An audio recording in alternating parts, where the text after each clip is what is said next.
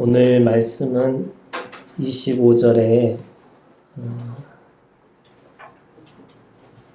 우리가 성령으로 살면 또한 성령으로 행할지니 라고 하는 주제입니다.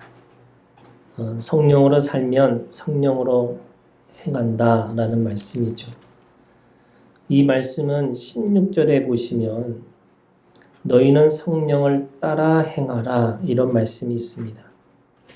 그러니까 16절과 25절에 있는 말씀이 결이 좀 다릅니다. 다르게 읽혀지죠. 16절에 있는 말씀에 따라 행하라 라는 뜻은 말씀이 앞에 있어서 그것을 쫓아서 따라 걸어가는 모양을 말하고 있습니다. 따라 쫓아간다 라고 하는 이 말씀을 우리가 이 그림으로 그리면 목자를 쫓아가는 그런 양의 모습을 그릴 수 있습니다. 요한복음 10장 3절 4절에 있는 말씀에 보면 문지기는 그를 위하여 문을 열고 양은 그의 음성을 듣나니 그가 자기 양의 이름을 각각 불러 인도하여 내니라. 자기 양을 다 내놓은 후에 앞서가면 양들이 그의 음성을 아는 고로 따라오되 이렇게 되어 있습니다. 그러니까 선한 목자는 양의 이름을 부르고 양은 그 목자의 음성을 따라갑니다. 이 관계가 성령을 따라가는 이 생명의 관계를 말하고 있습니다. 애굽에서 탈출한 이스라엘 사람들은 하나님이 약속하신 가나안 땅을 어떻게 가야 하는지 또는 어디에 있는지 정확하게 모르고 믿음으로 출발했습니다. 단지 가나안이라고 하는 그 지명만 알고 있었을 뿐입니다. 하지만 그들은 가나안으로 들어갔죠. 돌고 돈 40년은 길을 잃어버린 것이 아니고요. 결국에는 말씀을 따라가지 않은 그 불순종의 결과였습니다. 이스라엘이 정확하게 가나안으로 들어간 이유는 그들에게 최고의 내비게이션이라고 하는 언약궤가 앞서서 인도했기 때문에 그렇습니다. 민수기 10장 33절 34절에 있는 말씀에 그들이 여호와의 산에서 떠나 3일 길을 갈 때에 여호와의 언약궤가 그 3일 길에 앞서가며 그들의 쉴 곳을 찾았고 그들이 진영을 떠날 때에 낮에는 여호와의 구름이 그 위에 덮였더라. 언약궤라고 하는 말씀의 궤가 앞서서 가서 그 이스라엘 백성들이 쉴 만한 곳을 찾는 겁니다.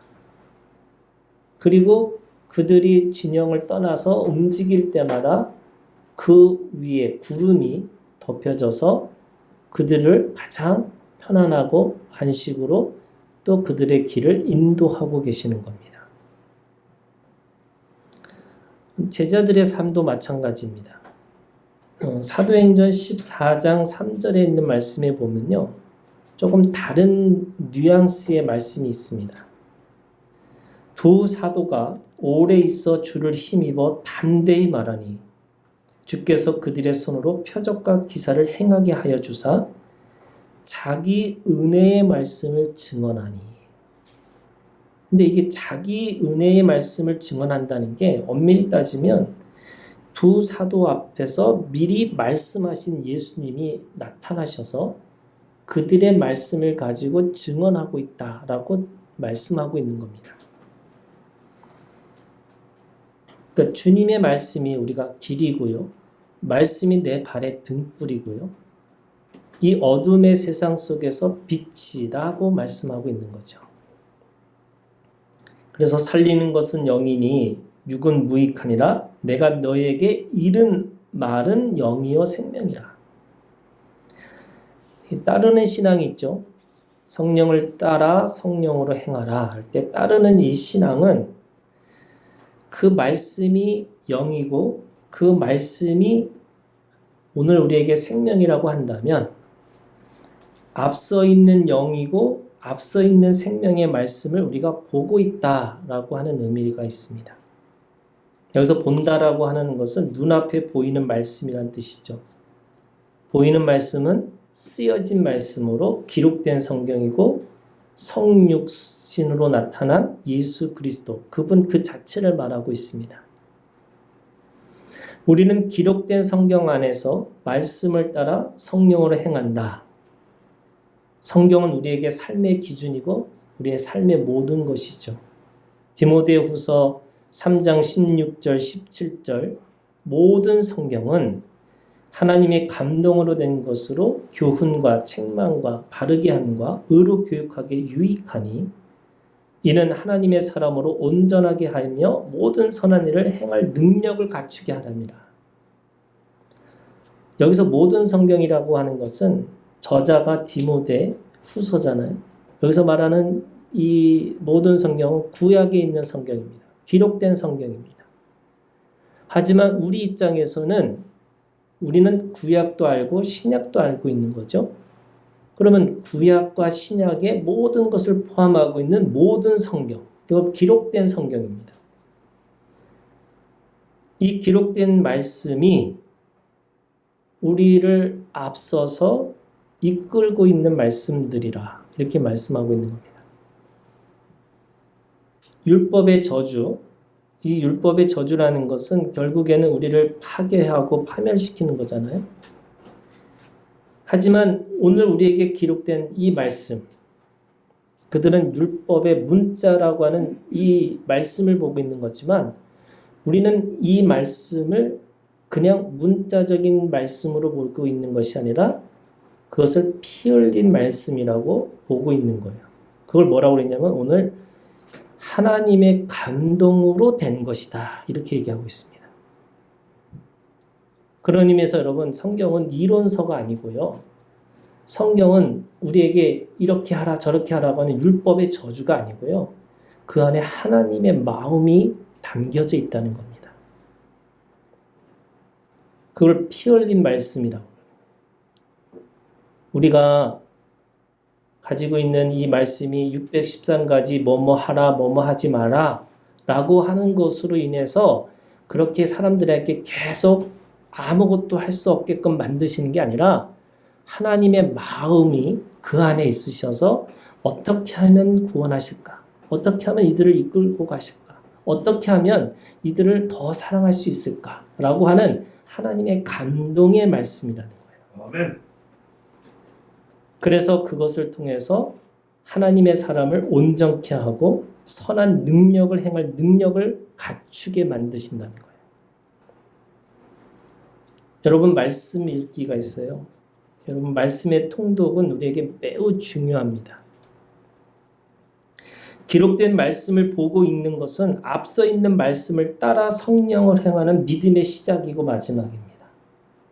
예수 그리스도는 우리에게 환상 가운데 계셔서 어떤 대단한 신선과 또는 어떤 대단한 천사의 모습으로 오신 게 아닙니다. 주님은 영광의 예수 그리스도, 우주의 주인이신 예수 그리스도가 되시기 위해서 땀과 눈물과 피를 흘리셨죠. 그 장면 하나하나가, 말씀 하나하나가, 말씀 1.1획 하나하나가 다 그 안에 땀과 눈물과 피가 흘리시고 있는 겁니다. 그래서 우리가 주님을 사랑한다고 한다면 기록된 말씀 안에서 주님이 누구이신지, 주님이 오늘 나에게 뭐라고 말씀하시는지를 듣고 계셔야 되는 겁니다. 사람들은 하나님이 누구인지를 계속 자기가 스스로 만들어서 스스로 생각하고 그래서 그렇게 그런 하나님이야 라고 생각하고 살아가는 거죠. 저도 성경을 읽기 전에는 제가 생각하고 있는 이미지의 예수님이 계세요. 근데 성경을 읽으면 읽을수록 내가 생각했던 그 이미지 하나하나가 잘못됐구나. 그것이 아니었구나. 그거를 깨닫는 순간에 제가 염소처럼 살았고, 염소가 뭐냐면 목자의 음성을 따라 목자를 따라가는 인생이 아니라 목자를 이끌고 있는 인생인 거죠. 그런데 주님은 양으로 오셔서 그 목자이신 하나님 아버지께 복종하고 순종했던 것처럼 오늘 우리도 양으로서 그 목자이신 예수 그리스도를 복종하고 순종하려면 기록된 말씀, 우리의 앞서서 있는 그 말씀을 따라 살아가는 것이 매우 중요하다고 말씀하고 있는 겁니다. 그런데 오늘 우리가 읽은 25절은요, 그걸 하나 더 나가는 겁니다. 성령을 따라가 기록된 말씀, 보이는 말씀을 따라가는 게 아니고 오늘 뭐라고 얘기하고 있냐면 만일 우리가 성령으로 살면 이렇게 돼 있습니다. 이걸 in spirit이에요. 그러니까 성령 안에서 살고 있으면 이게 앞에 있는 말씀이 아니고요. 내 안에 있는 말씀이에요. 내가 따라가는 것이 아니고요. 그 말씀과 내가 하나가 되어지는 거예요. 이걸 단위를 이룬다고 얘기해요. 기록된 말씀을 따라 산다고 한다면 성령을 산다는 말은 성령과 단위를 이루고 그래서 우리의 인생이 말씀이 되고요. 우리의 행위가 역사가 되고요. 내가 오늘 말하는 게 하나님의 기록된 말씀, 보이는 말씀이 되어지는 거예요. 저는 이게 우리가 가지고 있는 이 따라와 하나가 다른 거예요. 우리가 한 단계 더 올라가야 되는 거죠. 요한복음 10장 35절에 있는 말씀에 보면 성경은 패하지 못하나니 하나님의 말씀을 받은 사람들을 신이라 하였거늘 이렇게 돼 있어요. 하나님의 말씀을 받은 사람이 신이라는 거예요. 그럼 여기까지 들으면 이게 교주가 아닌가? 이단이 아닌가? 이렇게 생각할 수 있죠.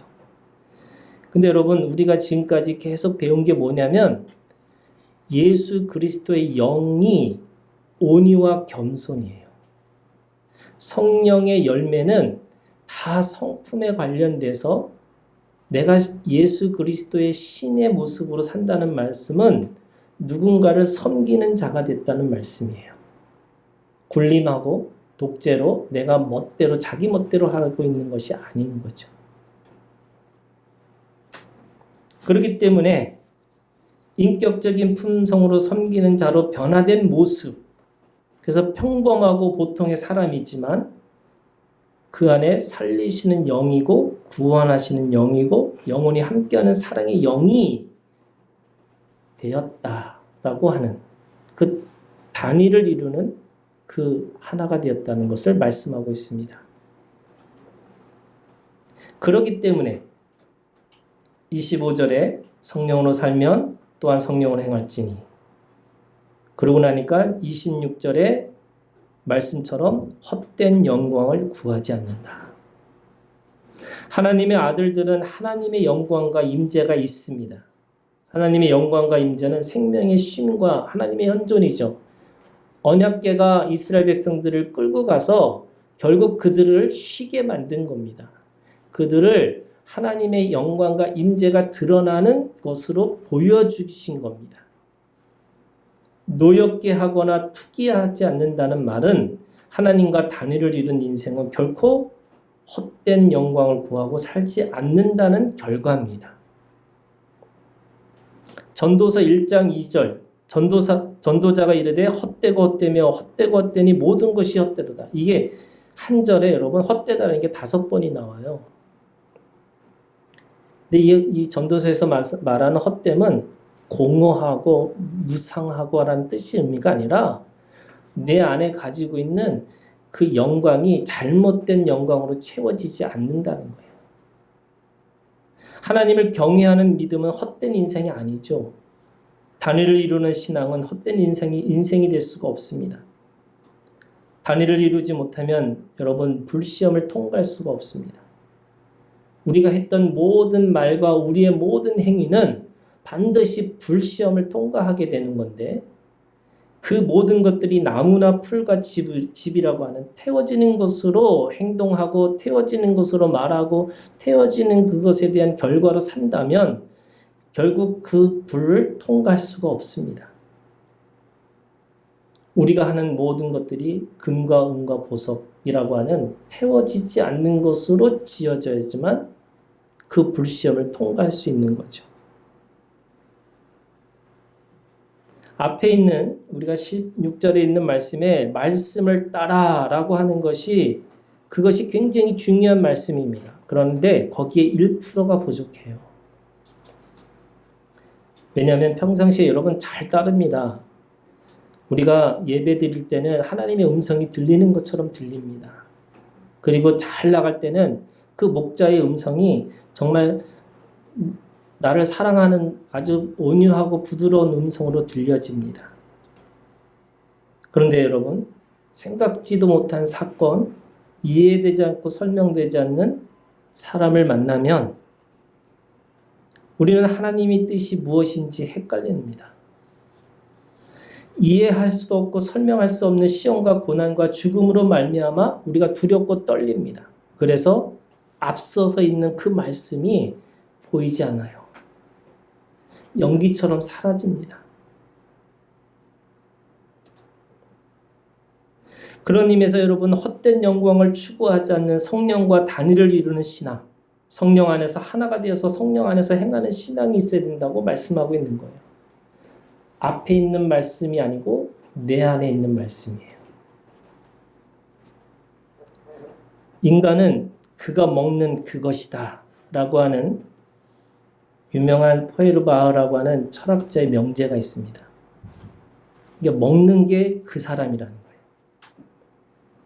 오늘 에스겔서 3장에 있는 말씀이 그거 얘기하고 있어요. 우리가 누구냐? 우리는 말씀의 존재죠. 우리는 어떻게 사느냐? 말씀으로 사는 존재죠. 그러기 위해서 에스겔에게 하나님이 나타나셔서 뭐라고 얘기하고 있냐면 입을 벌려서 먹으라는 겁니다.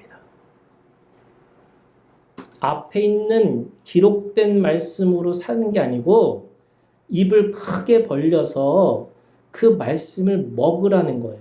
먹으라니까 이 에스겔서 3장에 있는 말씀에 보면 입을 벌려서 먹는데 3장 3절에 있는 말씀에 보면 그거를 아주 실제적인 이게 아주 이게 육체적으로 설명하고 계세요. 내게 이르시되 인자야 내가 네게 주는 이 두루마리를 네 배에 넣으며 네 창자에 채우라.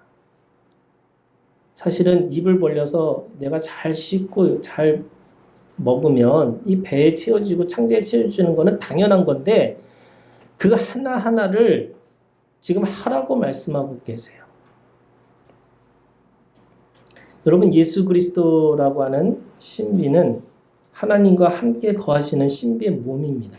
그죠? 그게 뭐냐면 예수님은 신성과 인성이세요.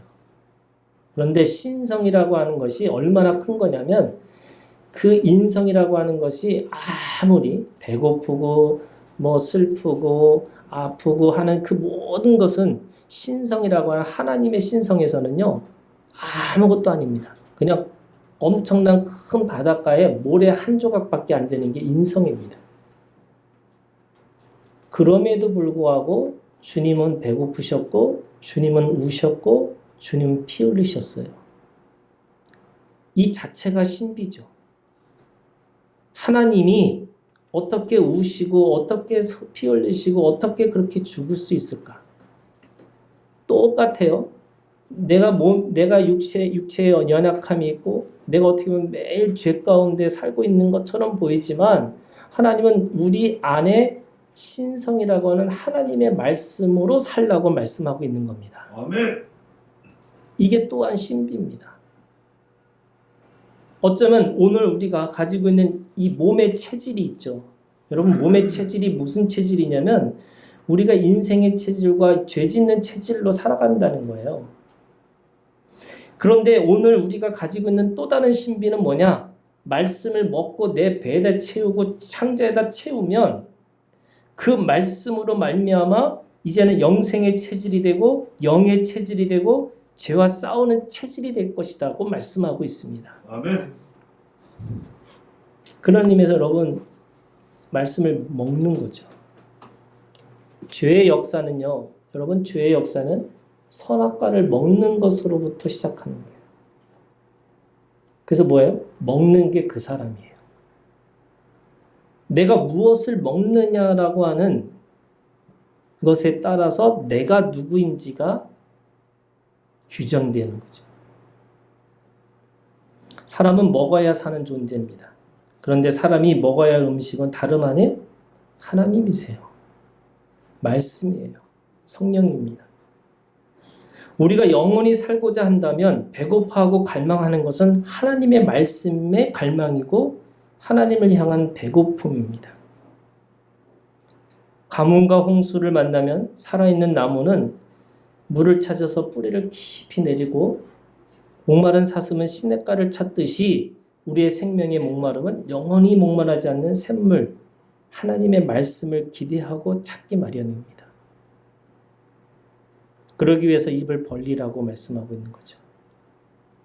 따라 행하는 신앙이 기록된 말씀을 보고 듣는 것이라고 한다면 살면서 행하는 신앙, 먹고 단위를 이루는 신앙은 입을 벌리고 말씀을 몸으로 채우는 신앙입니다.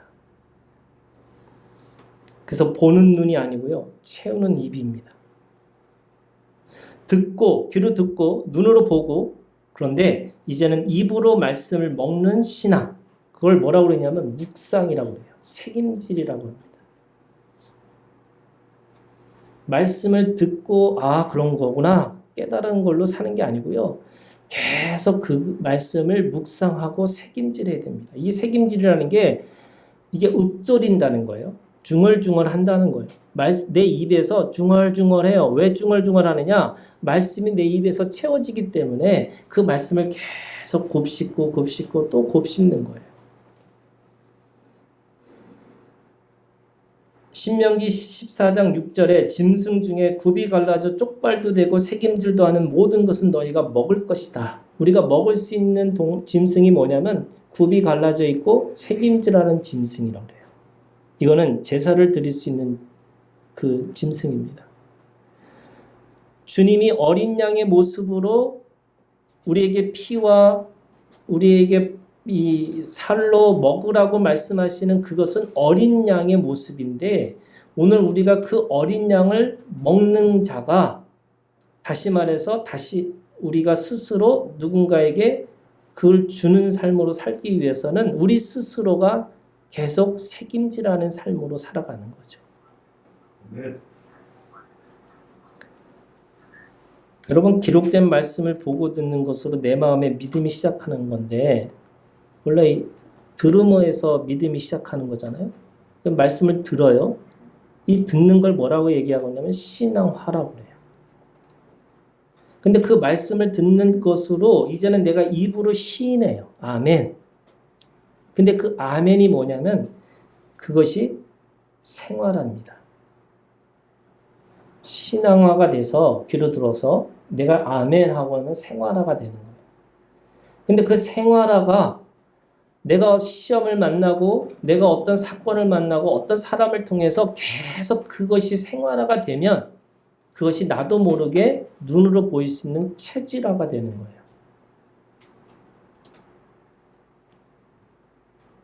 그래서 듣는 거가 필요한 거지만 그 듣는 게 입으로 시인하고 그리고 그것을 보이는 말씀으로 살려면 체질화까지 가야 되는 거죠.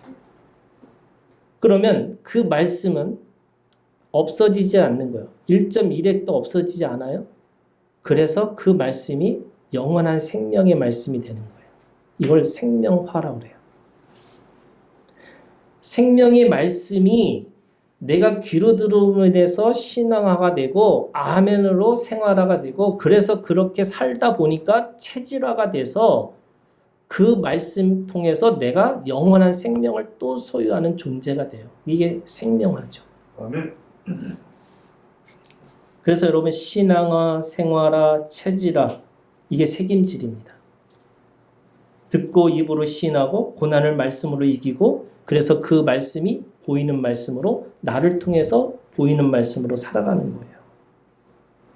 여러분 이 믿음이 있기를 주님의 이름으로 부탁합니다. 아멘. 오늘 우리가 가지고 있는 이 믿음은 단순하게 그냥 앞에 계신 하나님 말씀을 따라서 그렇지 그걸로 끝나는 게 아니에요, 여러분. 그걸 살아내셔야 됩니다. 입을 벌려서 말씀을 먹으셔야 됩니다. 어떤 신학자가 있어요. 훌륭한 목사고요. 또 훌륭한 상담자인데 자기가 우울증이 걸려서 왜 이렇게 걸렸을까? 이거를 치료할 수 있는 방법이 뭘까? 자기가 기도도 하고 뭐도 했는데 계속 그런 자신의 그 무너짐 때문에, 마음의 무너짐 때문에 너무 자기가 그걸 감당할 수가 없었다는 거예요. 근데 그분이 마지막에 스스로 찾아낸 게 뭐냐면 말씀을 자신에게 스스로 말하게 하는 훈련을 했다는 거예요. 이거를 영어로 얘기하면 Tell me the truth to myself예요. 진리를 나에게 스스로 말을 하라는 거예요. 어떤 분이 목사님이 제 설교를 들어보기 위해서 유튜브를 틀어놓고 듣다가 잠이 들었대요. 그런데 여러분 유튜브가 한번 돌아가면 계속 돌아가잖아요. 한 편 끝나면 다른 편 나오고 그래서 밤새도록 제 목소리를 듣고 주무셨다고 그러더라고요. 아멘. 근데 그게 뭐냐면요. 여러분 우리가 말씀으로 산다, 말씀을 먹는다 그랬을 때 계속 뭔가를 들어야 된다고 생각해요. 그래서 24시간 설교 듣고 24시간 뭘 듣고 이렇게 생각하는 건데 저는 일상의 말씀으로 사는 거는요. 내가 스스로 말하게 하는 것으로부터 시작해야 돼요. 아멘. 진리를 듣는 귀로부터 시작하는 게 아니라 이제는 내가 입으로 계속 스스로를 말하게 하셔야 돼요. 저는 이게 일상의 믿음이라고. 여러분 우리가 주일날 하루 모여서 이 예배를 드리는 거지만 이 예배 드리고 나서 내가 일주일 동안 배부를까요? 내가 사건을 만나고 어떤 사람을 만나서 어떻게 그걸 바라볼까 할 때, 분별할 때, 구별할 때 여러분 그 말씀을 기억하기 위해서 굉장히 무던히 지난주 설교 기억나세요? 우리는 잊어버리잖아요. 그런데 내가 오늘 우리가 가지고 있는 시간 속에서 내가 스스로 계속 진리를 말하고 있어야 된다는 거예요. 여럿이 모일 때는 우리가 가지고 있는 믿음이 내가 정말 경건하고 거룩한 삶으로 살겠다라고 결정을 합니다. 근데 문제는 뭐냐? 자기 둘만의 시간이고 아니면 자기 혼자만의 시간을 가질 때잖아요. 사람들에게 보이는 거룩은 우리는 지킬 수 있지만 누군가의 단둘의 시간이나 아니면 나 혼자의 시간 속에서 내 그것이 거룩함으로 어떻게 지켜낼 수 있을까? 우리는 스스로 하나님의 말씀을 가지고 계속해서 일상의 말씀을 새김질하지 않으면 우리는 우리 스스로 무너질 수밖에 없습니다. 그래서 여러분 내 마음의 귀에 내가 스스로 이불을 통해서 말을 하는 거예요. 아멘. 이게 Tell me the truth to myself예요. 여러분 스스로 자신에게 계속 하나님의 말씀을 들리도록 입을 벌려서 말해야 돼요. 그래서 진리를 말합니다. 진리를 듣는 거예요. 여러분 진리를 말하면 내가 내 입술로 말하면 누가 들어요? 내가 듣습니다. 아멘. 내 영이 듣습니다.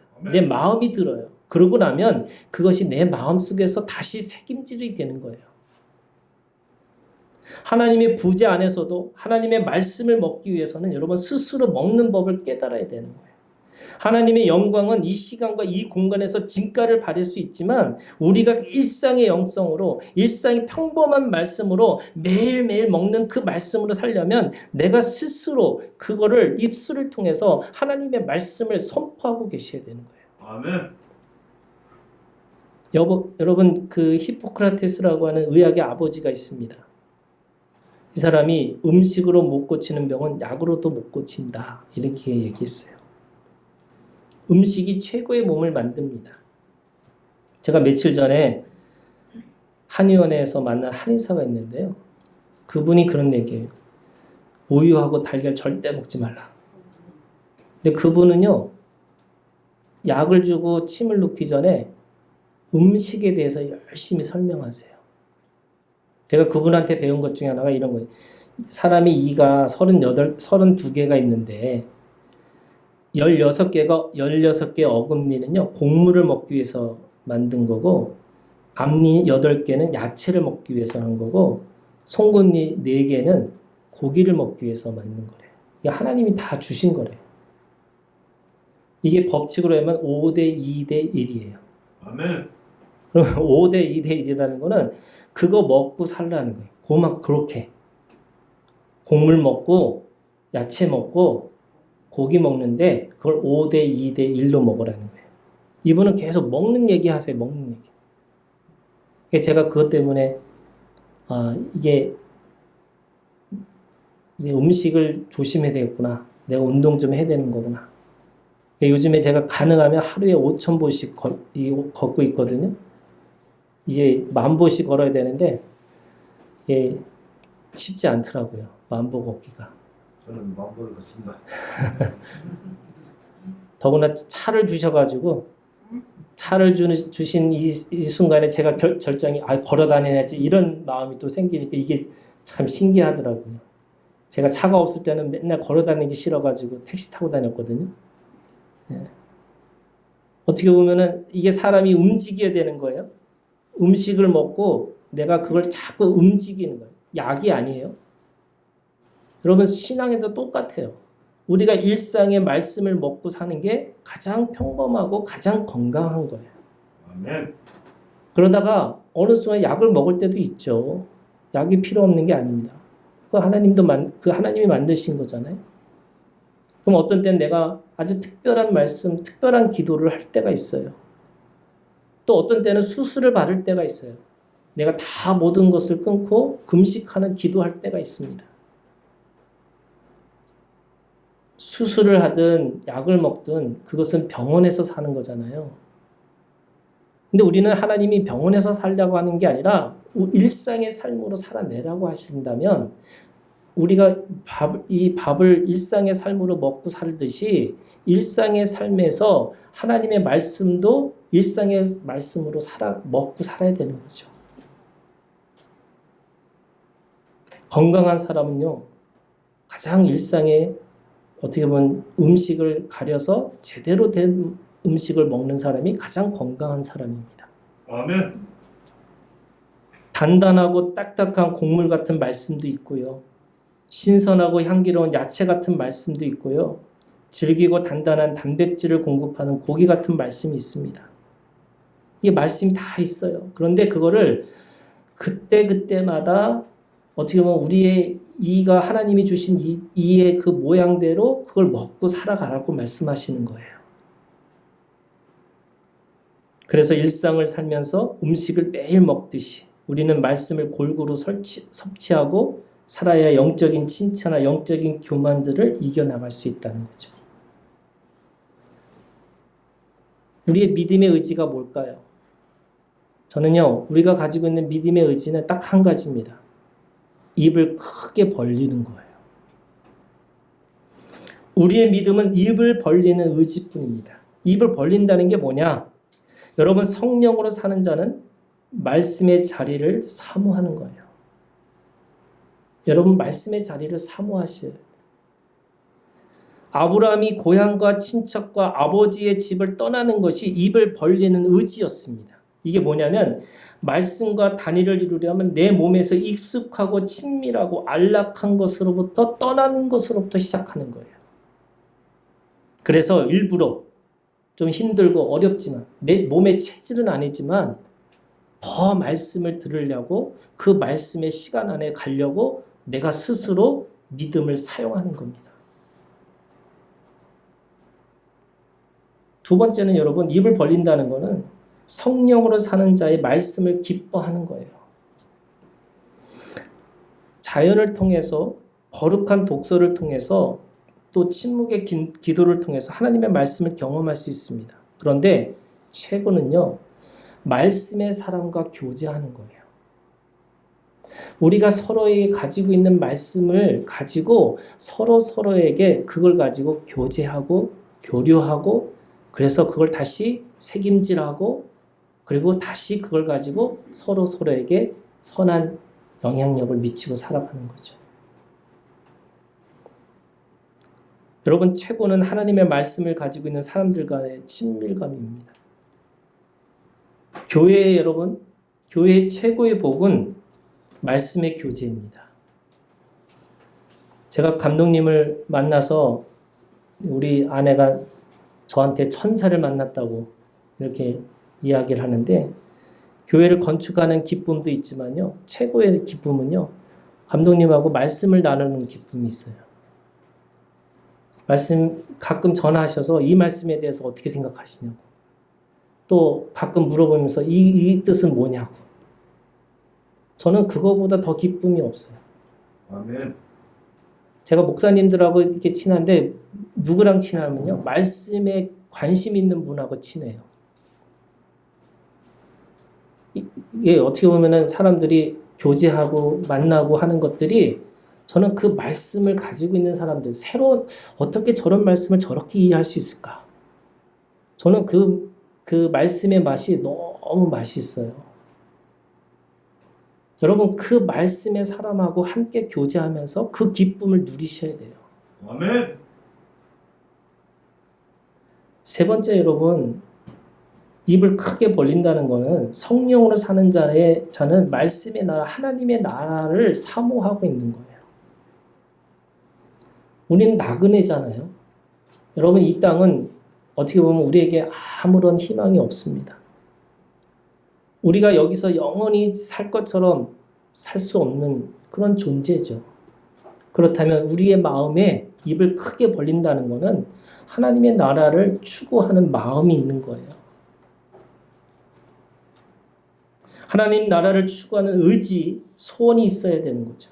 하나님의 나라가 마음속에서 열병에 걸린 것처럼 뜨겁게 내가 이루어질 것이라고 하는 그 기대와 소망이 우리 가운데 있어야 되는 거죠. 아멘.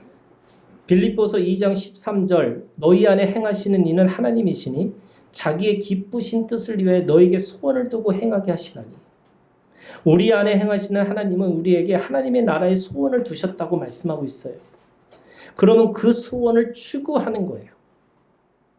입을 크게 벌리는 거는 내가 그거를 너무 하나님 앞에서 하나님의 나라에 대해서 기대하고 소망하고 소원을 두면서 그렇게 살겠노라고 내가 하나님 앞에 의지를 사용하는 겁니다. 하나님이 통치하는 하나님의 나라가 우리 가운데 임하기를 내가 어느 순간에 하나님께서 이 역사 속에서 오시겠지만 지금 이곳에서 하나님의 통치가 이루어질 것에 대해서 여러분 기대하고 소망하셔야 됩니다. 그렇기 때문에 하나님 나라를 세우는 하나님의 말씀의 소원 찾기를 해야 돼요. 이것이 우리의 사명이고요. 여러분 이것이 우리의 비전이고요. 이것이 우리의 핵심 가치고요. 이게 우리의 우선순위가 될 겁니다. 오늘 갈라디아서에 있는 이 마지막 이 말씀 성령으로 살고 성령으로 행하라. 사는 일, 단위를 이루는 신앙까지 자라나기 위해서 여러분 입을 벌리고 생명의 말씀으로 입과 배와 창자를 채우기를 주님의 이름으로 부탁합니다. 아멘. 먹는 일, 무엇을 먹을까, 무엇을 입을까, 무엇을 마실까 염려하지 말고 영원히 목마르지 않는 말씀의 생수를, 영원히 배고프지 않는 말씀의 양식을 먹기 위해서 여러분 그의 나라와 그 의를 내가 하나님 앞에서 추구하겠다고 입을 크게 벌리겠다고 하나님의 말씀이 내 몸으로 오기를 기대하고 소망하는 그런 믿음이 오늘 우리의 하나교회 모든 지체들이 되시기를 그 믿음으로 살아가는 우리의 지체들이 되시기를 주님의 이름으로 축복합니다. 아멘. 기도하겠습니다.